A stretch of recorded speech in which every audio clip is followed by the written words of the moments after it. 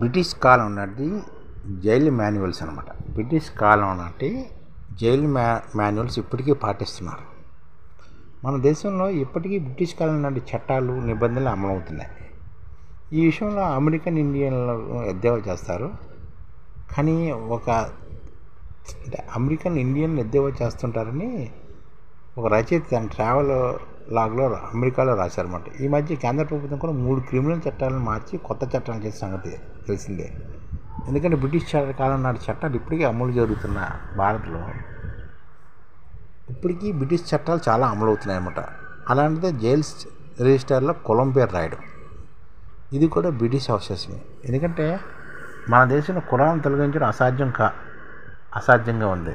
ఎందుకంటే ఇప్పుడు ఎవరైనా జైల్లోకి వెళ్ళారనుకో వాళ్ళ కుల మీద రాయాలట జైలు రిజిస్టర్లో. ఇప్పటికీ అది పోవట్లేదట.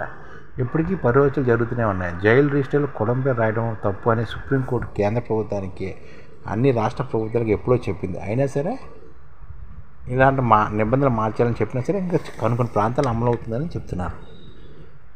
దీనిపై సుప్రీంకోర్టు 3 వారాల్లోగానో నివేదిక ఇవ్వాలని కూడా అప్పట్లో చెప్పిందట. కేంద్ర సహా 11 రాష్ట్రాలు ఈ విషయంలో నిర్లక్ష్యంగా ఉన్నాయని కూడా వ్యక్తం చేస్తుంది.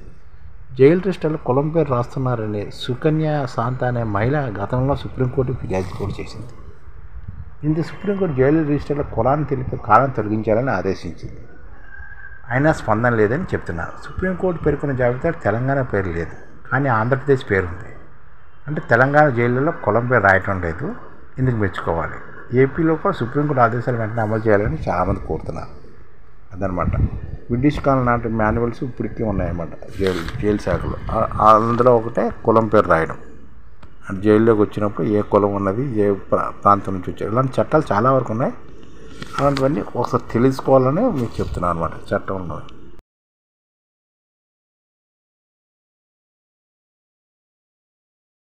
ఈ ఛానల్ ముఖ్య ఉద్దేశం ఏంటంటే మన తెలుగు రాష్ట్రాల్లో 1 కోటి మందికి సంఘటిత రంగాల్లో ఏ విధంగా ఉద్యోగాలు ఇవ్వవచ్చు, కనీస నెల జీతం 30,000 వరకు ఏ విధంగా ఇవ్వవచ్చు, ఏ విధంగా చేస్తే ఉద్యోగాలు సృష్టించబడతాయో వివరిస్తూ ఈ ఛానల్ వీడియోలు వస్తాయి. అలాంటి వీడియోలు మీకు కావాలంటే మన ఐడిఎఫ్ భాస్కర్ ఛానల్ని సబ్స్క్రైబ్ చేసుకోండి. ఐడిఎఫ్ అంటే ఇండియన్ డెవలప్మెంట్ ఫోర్స్. ఈ వీడియోలు చూసిన తర్వాత మీకు నచ్చితే లైక్ చేయండి, మీ ఫ్యామిలీ మెంబర్స్కి షేర్ చేయండి, మరియు మీ ఫ్రెండ్స్కి షేర్ చేయండి. Thank you. నమస్కారం.